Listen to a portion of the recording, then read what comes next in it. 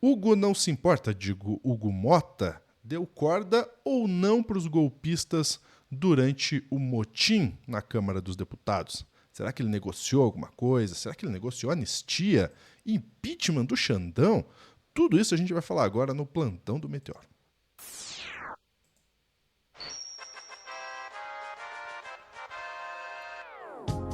São muitas informações que surgiram a partir de um motim no final da noite, quase madrugada, dessa quarta-feira, dia 6. E a gente vai trazer para vocês os detalhes do que de fato aconteceu.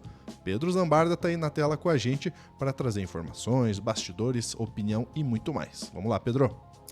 Rapaz, a noite de ontem, eu tava ao vivo, né, Lúcio? Você chegou a acompanhar. Cara, que raiva, né, bicho? Que coisa horrorosa. A impressão que dá é que, sei lá, ia ter uma guerra civil, ia pegar fogo o país, ia acontecer alguma coisa, iam fechar o Congresso, os caras acorrentados no Senado, o Hugo... Patético. E não, o Hugo não se importa, não é só o Hugo não se importa. É o que a Ana tava postando no Blue Sky. Ele é um homem minúsculo. Não tem iniciativa para nada. Só podia dar nisso, né, gente? Começou com o Eduardo Cunha, que usava a Câmara para fazer supostamente negócio. Depois o Arthur Lira com uma capivara bizarra. Teve o Rodrigo Maia também, que contribuiu para privatizar tudo. Não tinha como, não tem salvação, né? Tem um termo muito bom, Pedro, para o Hugo Mota, que é homúnculo. Homúnculo é um homem de proporções pequenas. Tanto é que, talvez até você traga depois mais informações sobre isso, que a galera foi falar com o Lira sobre isso. Eu vou falar disso. O que acontece? Então pronto, bora. Ontem, no meio da transmissão, estava a gente achando que a gente ia entrar ao vivo, e a Sofia estava falando, eu recebi a informação que vão votar anistia. Gente, a gente ficou todo mundo impactado. Na hora que a gente recebeu a informação, a bancada do PSOL no Congresso berrou. Eu vi tanto as imagens da TV Câmara, quanto as imagens também que a Fernanda Melchiona gravou ali no solo. E agora ele veio com a história lá pro Metrópolis, sempre o Metrópolis, né? Que o Metrópolis é o veículo mesmo para tentar ou passar pano ou para dar espaço para bolsonarista. Tá lá o Igor Gadelha dizendo que o Mota negou o acordo com os bolsonaristas para pautar a anistia. Vamos entender aqui nessa notícia, não é muito longa, eu vou ler na íntegra. Para aliados, Hugo Mota negou ter acordo com a oposição para pautar o projeto de anistia aos envolvidos nos atos de 8 de janeiro. Vamos ver o que o colunista do Metrópolis diz. Essa foto tá sensacional. O presidente da Câmara, Hugo Mota, do Republicanos da Paraíba, negou a aliados e interlocutores ter fechado acordo com a oposição bolsonarista para pautar o projeto de anistia aos envolvidos no 8 de janeiro. Na noite de quarta, dia 7, os líderes de partidos da oposição deram a entender ter fechado um acordo com Mota para votar a anistia em troca de encerrar a ocupação da mesa diretora. Segundo esses líderes, o acordo envolveria o PL de Jair Bolsonaro, o Novo e partidos do Centrão, como PP, União Brasil e PSD.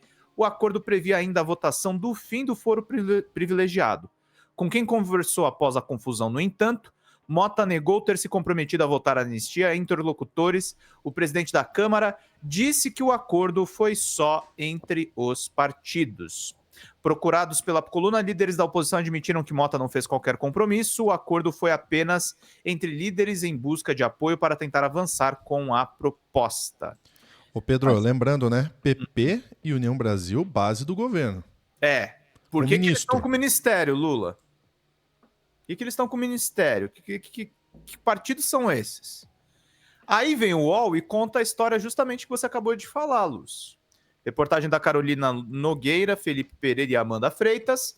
Mota demonstra fraqueza diante de pressão bolsonarista, avaliam aliados. O que diz o UOL aqui nessa matéria? Diante de um motim de parlamentares bolsonaristas que inviabilizou a Câmara por 30 horas, gente, a gente pagando esses caras e eles não fazendo nada, não fizeram nenhuma sessão virtual para tentar adiantar o trabalho deles. Se fosse aqui no Meteoro, a gente se virava, né, Lúcio? Entra de celular, dá um jeito. Não, os nobres deputados não conseguem fazer isso. O presidente da Câmara Hugo Mota, do Republicanos da Paraíba, só conseguiu assumir o controle da mesa do plenário ontem, por volta das 22 horas, e nada foi votado, por isso ele foi alvo de críticas. O que aconteceu? Deputados de todos os espectros políticos avaliam que Mota demonstrou fraqueza diante da pressão bolsonarista. Parlamentares e lideranças disseram de forma reservada ao UOL, no anonimato, no caso, que o presidente da Câmara errou por não estar na Câmara quando o ministro Alexandre de Moraes decretou a prisão domiciliar do ex-presidente Jair Bolsonaro. Já era esperado uma reação bolsonarista no Congresso quando isso aconteceu. O cara não foi pro trabalho. Não foi trabalhar. Nos bastidores, deputados governistas e do Centrão apontam a falta de comando. Já os do PL e outros aliados de Bolsonaro criticam o presidente da Câmara publicamente, cobrando que seja pautado o projeto de anistia dos réus do 8 de janeiro. Olha lá, Mota não conseguiu liderar as negociações com os bolsonaristas e precisou escalar novamente o seu antecessor Arthur Lira, do PP. A fragilidade do presidente ficou exposta quando Lira, o líder do PP, doutor Luizinho, do Rio de Janeiro, e o segundo vice-presidente da casa, Elmar Nascimento, do União Brasil, conseguiram convencer o PL a desocupar a mesa do plenário em troca de continuar os diálogos sobre o projeto de anistia e a PEC que restringe o foro privilegiado. A restrição do foro privilegiado, eu vou terminar o corte falando disso, isso aqui é uma pauta para inglês ver, tá? Na verdade, interessa o Jair Bolsonaro por uma única coisa, o processo dele voltaria para a primeira instância. Mas eles não esperam ter sucesso com isso aqui, e na verdade o que eles querem é a anistia. A anistia seria o projeto maior. Mas quem está comandando a Câmara, Lúcio, sem ser eleito, é o Arthur Lira. É. Não é esse Hugo não se importa. Tanto é que depois do diálogo do Lira, vem essa cena tenebrosa que é o líder da bancada do PL hoje pedindo desculpas. Depois da zona. Não tem que ter perdão, gente. Esses caras estavam tentando. O Reinaldo Azevedo foi preciso na coluna deles, estavam tentando fazer o 8 de janeiro lá dentro. Sabe o quebra-quebra que teve na Praça dos Seis Poderes? Eles fizeram isso sem quebra-quebra ontem. Isso é corrosão do poder político. Aí eles foram lá pedir desculpa. E o duro, esse Hugo Mota vai achar normal. Nós não vamos representar o poder da esquerda. Sabe por quê? Porque emocionalmente estava com todos nós, inclusive ele. Tem que pedir perdão. Nós precisamos de uma reconciliação nessa casa. De boa convivência para dar exemplo para o Brasil. O Brasil nos olha. Inspirado em nós fomos votados. Tem gente que acreditou na gente, presidente.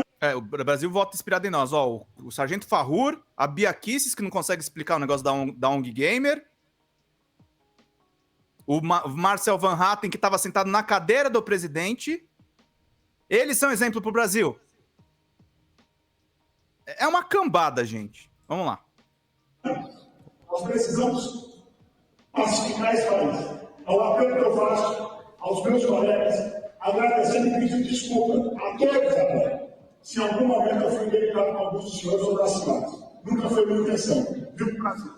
Por senhor! Não, o senhor não foi indelicado, o senhor foi golpista. Eu não cobro delicadeza de deputado, eu cobro que não seja golpista. Golpistas, é isso que eles são. Uhum. E a questão do foro privilegiado, tem uma entrevista antiga da Veja, que o Cristiano Botafogo recuperou aqui, e aí o Bolsonaro é contra isso desde sempre, tá, gente? Vou mostrar para vocês aqui só para fechar. Bolsonaro sobre o fim do foro privilegiado, no meu entender, é um engodo, é uma maneira de fazer com que esses hoje que têm foro privilegiado levem 20, 25, 30 anos até que tenham uma decisão final sobre o seu processo. Pois é, a prisão do Bolsonaro saiu mais rápido, né? Exatamente. É um absurdo, né, cara? É um absurdo o que rola. Você colocou o vídeo? Vamos ouvir o vídeo. Vamos lá, rapidinho. Não, aqui levaria uma vaia, né? Mas até o momento, eu estou pensando em votar contra isso. Seria o único contrário. Por quê? Vamos ouvir o outro lado. Primeiro, foi aprovado por unanimidade no Senado. Então vocês têm que desconfiar. Começa por aí. Se bem que para mim nunca existiu foro privilegiado. Eu sou processado em toda quanto é instância no Brasil. Tá? Nem imunidade por opiniões e palavras eu tenho. Mas não é por aí. Onde eu quero chegar com esse, Augusto? Hoje em dia, numa interpretação recente do Supremo Tribunal Federal, por 6-5, a prisão é deferida e passa a ser cumprida por aqueles que tenham sido condenados em segunda instância. Se você acabar com o foro privilegiado e o Supremo está sendo pressionado para que essa interpretação de prisão passe a ser cumprida após a última instância, que não seria o STJ, seria o Supremo Tribunal Federal. Então, qualquer parlamentar, ao ser processado lá em primeira instância, ele vai ter um caminho muito longo, vai percorrer 20, 25, 30 anos, até lá vai morrer, até chegar no mesmo local onde ele saiu. Então, no meu entender, é um engodo isso daí. É uma maneira de você fazer com que esses que atualmente têm foro privilegiado levem 20, 25, 30 anos até que tenha uma decisão final sobre o seu processo. É isso, Lúcio. Ele achou que na época ele defendia o fim para ter menos impunidade. Agora ele quer o fim do foro para ele ter a impunidade dele. Exato, exatamente. É muito engraçado o Sóstenes Cavalcante falar sobre pacificar o Brasil, sobre não ter briga e tudo mais, e ser o PL que realmente começa com essas movimentações contra o Supremo Tribunal Federal, que faz esse tipo de motim patético que a gente viu, cheio desses papagaios de pirata no ombro ali, né? Esse Faura aí é uma vergonha. Todos aqueles papagaios de pirata que estavam ali são umas vergonhas. Não trabalham pelo país. Tá? Eu desafio. Me mostre 5 projetos daquele time ali, ó. 5 projetos que de fato fazem alguma diferença para a população. Não para eles, não para um segmento específico que eles defendem, mas para a população no geral. Não vai achar. Não vai achar, porque esses caras estão lá somente para ter poder político. É só isso. E é aí que a gente tem que cuidar nas eleições do ano que vem, né? Tirar toda essa corja de lá, gente. Tirar todos esses caras de lá. Porque não fazem absolutamente nada. Para vocês terem uma ideia, o recesso parlamentar foi de 18 de julho a 31 de julho. Quando volta, que já é uma vergonha ter recesso parlamentar no meio do ano. Sim. Quando volta, e ainda essa galera faz essa palhaçada na Câmara dos Deputados. Colocando fitinha na boca, no nariz, no olho, na orelha, sei lá mais aonde. Se acorrentando na cadeira. Olha, a gente quer que vocês não falem mais, isso seria ótimo. A gente quer que vocês, no fim das contas, sejam algemados, mas não dessa forma. Então foi uma palhaçada, uma das coisas mais absurdas e vergonhosas que aconteceu na Câmara dos Deputados, que não pode passar impune. Ah, desculpa. Quando aperta o calo, eles pedem desculpa e falam em pacificar o país, né? Só nesse momento eles falam isso. Não pode passar impune, tem que ir para conselho de ética, que a gente sabe que talvez nada aconteça, né? Mas tem que ir para conselho de ética, tem que ir para todos os lugares possíveis, porque é uma vergonha. Esses caras ganham muito dinheiro para ir lá pedir projeto de anistia que não tem nenhuma vantagem pro público brasileiro, pro povo brasileiro, para a população brasileira. É só interesse político, interesse de minoria política, inclusive. Vergonhoso. Vergonhoso mesmo. E Hugo não se importa? Ao que parece. Não se importa mesmo. Faz uns memes de um vampetaço. Só peço isso. Tem que voltar. Nós ficamos por aqui. Um abraço.